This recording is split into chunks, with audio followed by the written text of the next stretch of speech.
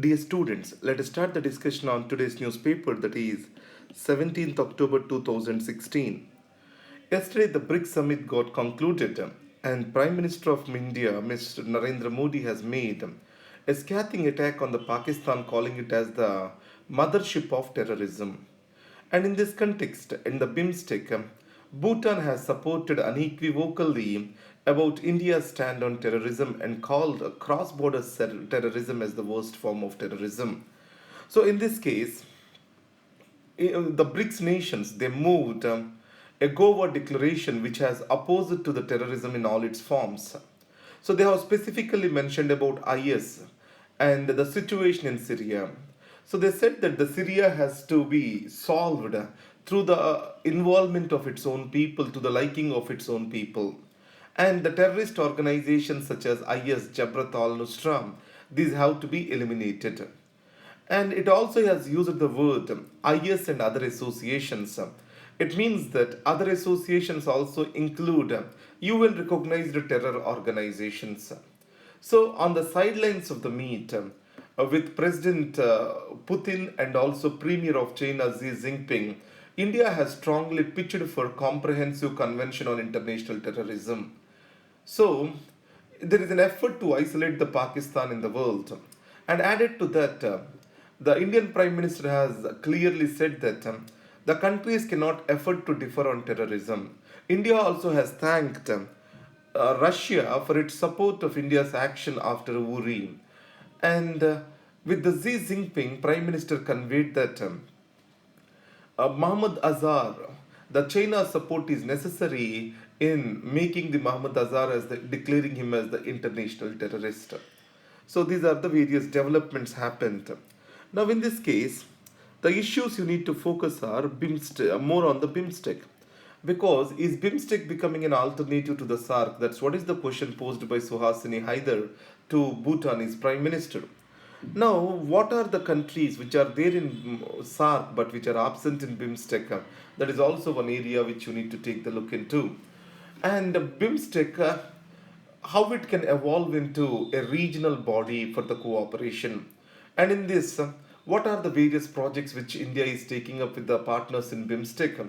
The Kaladan Multimodal Project, BCIM project, and then Asian Connectivity Project. You need to know about these things which we have discussed in the earlier videos.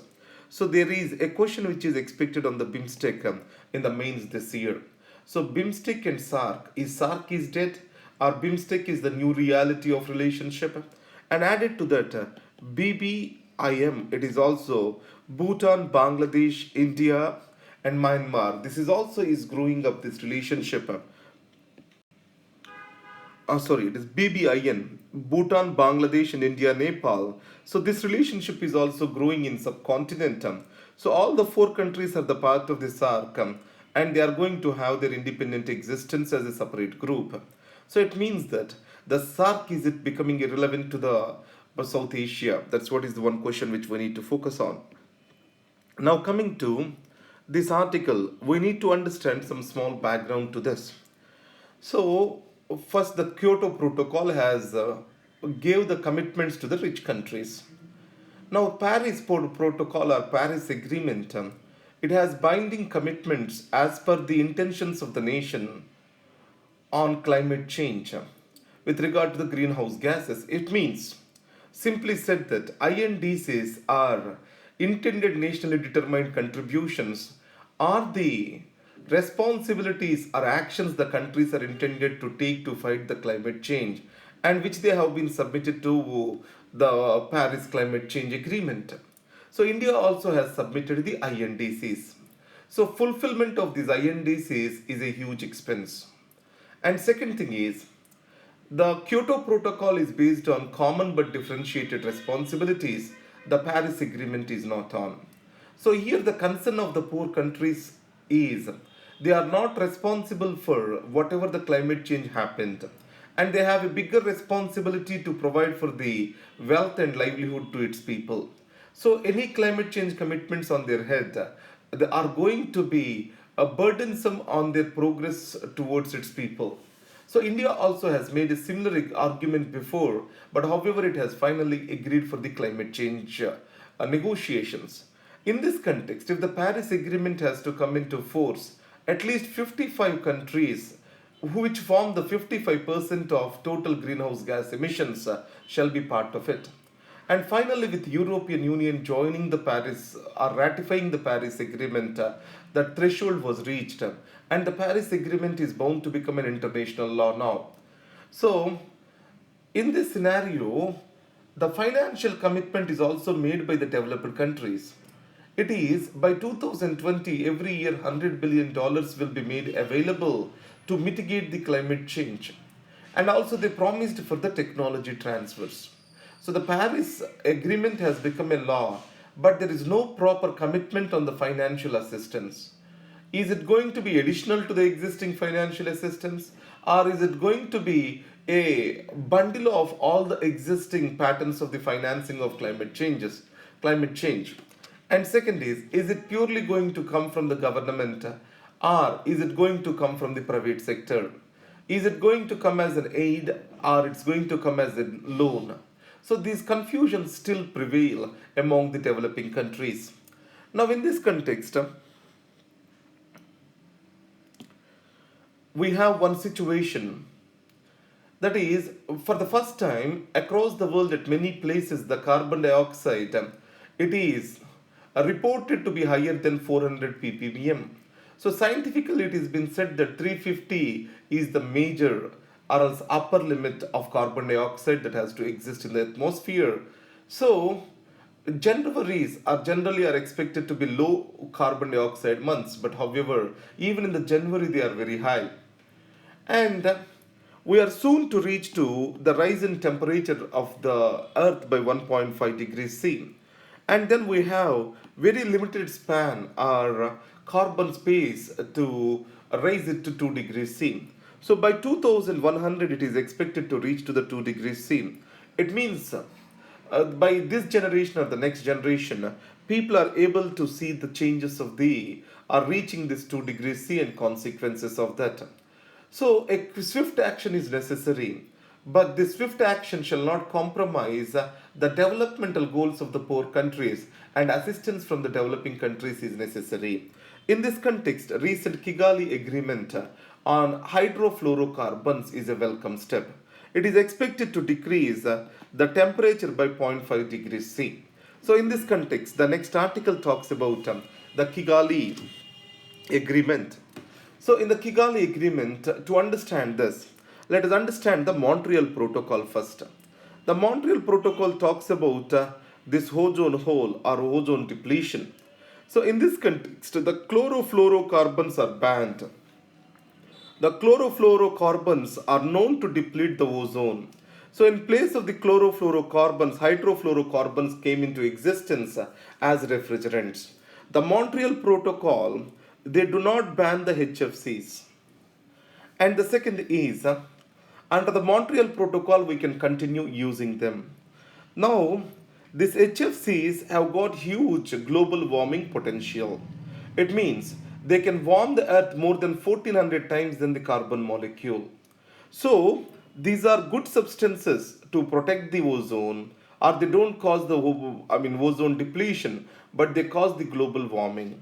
So in this process, HFC-23 is the most important molecule. So the West is demanding for a replacement of these HFCs with artificial refrigerants. The first concern is, in the fast growing economies, the air cooling is going to be a big industry. And these artificial refrigerants are patented with only two companies. One is Daikin, the next one is the United States company, that is General Electric and these companies. So in this scenario, that is not General Electric, it is DuPont in the United States. In this scenario, is this going to help the Western companies, Western multinational companies, is one single concern. And the second is, what is the cost of refrigeration is going to be? Is it going to be doubled in India?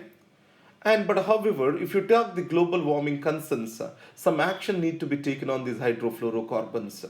For this purpose, the Kigali, all the countries have agreed for, phasing out the hydrofluorocarbons. India also agreed to phase them out the 4 years after the developed countries, that is by 2028. I think it is by 2047, even the African countries are going to phase out this.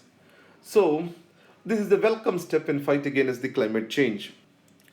Now, coming to the National Human Rights Commission in its report on Kairana Exodus. Now, first, let's understand certain statements about the role of institutions in democracy. Institutions are expected to protect the values, or it has to maintain their credibility and legitimacy in democracy. And to the extent they are politically neutral, are concerned about the rights of the citizens, they are strong in their foundations. On the other hand, if they are getting politicized, they lose the credibility and legitimacy in their functioning. So, the institutional foundations in democracy shall be based on the public interest rather than on the political loyalty. So, the National Human Rights Commission was said to be upholding all these principles. But the present report on the Kairani exodus appears to be politically biased, according to the author. So, in Kairana, what it said is the number of Hindu families are exoding to the other places in the fear of the retribution from Muslims, the minority community. The people of Muzaffarnagar violence are victims of Muzaffarnagar violence. They got settled in Kairana, and so the demography has changed and it has led to the retribution of majority from the minority. So, in such a situation, what is the reality over there? So, understand there is a general deterioration of the law and order in Kairana town. Now, the political parties have tried to give a communal color to the same. So, any general deterioration of the law and order, if it was divided onto the communal lines, then obviously it may give you a political advantage, but it is going to divide the society further. And the second thing is the exodus of Hindus. It is proven at later date that it is majorly due to the better opportunity, in the search of the better opportunities. It is more about migration. Now, the internal displacement of the people and resettlement of these people is common across India. Even it happened in Assam, and also happened in after Muzaffarnagar, also happened in Gujarat. So there shall it is not like there shall be no place for the people who are internally displaced due to communal violence.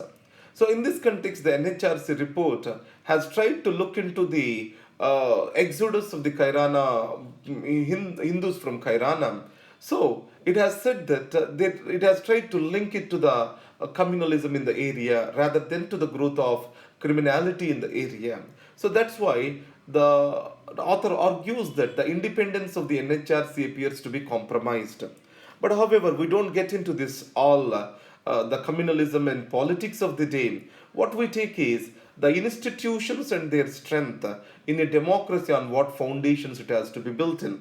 The constitutional values have to be the foundations for the democratic institutions rather than political partisanship. That is what is our conclusion. Coming to health spending. Now, remember this, the insurance based healthcare is growing in India. What is the research base for that? What is the information base for that? Previously, now a World Bank has submitted a report in which it has stated that the private sector expenditure, or else the amount of expenditure made on healthcare or solving health issues by the private sector is less than the cost incurred by the public sector. It means that a person is deceased. If he has to be, treated in a private sector, the cost will be less compared to public sector. That is in a government hospital. Here, the government hospitals are heavily subsidized, and if you remove these subsidies and include the costs of total care, then efficiencies are better in the private care. That is what is the report says. So that's why it is better to outsource the medical facilities to the private sector, where the government takes the responsibility of paying the healthcare costs. So that's what is the decision taken, and it has led to the growth of the private sector healthcare, and then a growth of insurance-based healthcare delivery. But the present report by Public Health Foundation of India negates this. According to them, the most of the expenditure made for a particular treatment of a particular disease for inpatients is very high in the private sector compared to the public sector. So it means that it is better to strengthen the government hospitals where the efficiencies of the treatment of the patients are much higher and where the equity is much higher, access to healthcare is much better. And the second is the private sector has been supported in terms of the quality. But at what cost we are getting that particular quality is also important. So the quality shall come at affordability. And the second situation is with regard to outpatient care, the public health sector might be incurring a greater expenditure compared to private health care.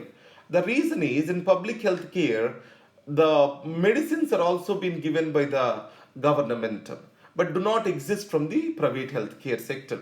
So in Tamil Nadu, most of the treatment costs are borne by the government. Because of this, the health was not a major complaint. But in other states, lack of expenditure by the government on the medicines is a major concern. So here let us take the example of Thailand. It was able to make 75% of the population to reach into the universal health care within 1 year. So this 75 this is based on two things. One is decrease in the out of pocket expenditure on medicines. What they did is all the essential medicines will be procured by the government and will be provided to the public. And healthcare costs or healthcare service costs are also fixed by the government. So that is been taken up in Tamil Nadu and it is able to yield the better results in India too. And if you take about composition of the public expenditure in healthcare, the most of the expenditure is going for the wages and salaries of the doctors and nurses. So the relative expenditure on infrastructure, patient care, etc. is very less. So that's why the governments have to expand the expenditure in the healthcare sector. So these are the findings. Now uniform civil code already we have discussed. So there is gender justice, gender dignity and gender equality. These are the constitutional values and these are cited as examples to promote uniform civil code. Here the context is the government of India has submitted an affidavit in the Supreme Court opposing the triple talaq. And also Law Commission was asked to make consultations with various groups on the Uniform Civil Code. So which was opposed by the All India Muslim Personal Law Board. And in this context, so Ministry of Women and Child Welfare, it has appointed a committee last year. And the committee report, what it said is, the gender equality cannot be achieved just through Uniform Civil Code. So the codification of the laws, they also fail to grasp the diversity of the country. The plurality of the country may be compromised. And in the Constitution Assembly debates, if you take about the major expression or opposition to the Uniform Civil Code is the laws are invariably connected with the religion and the religious texts, or the marriage, inheritance, divorce. These are based truly into the religion. So under these circumstances, Uniform Civil Code will ultimately violate the freedom of religion given to the people. So from that perspective is also Uniform Civil Code opposed by the Muslim Personal Law Board. So these are the issues which are related to this. Now, these are the news for today. Thank you very much. All the best.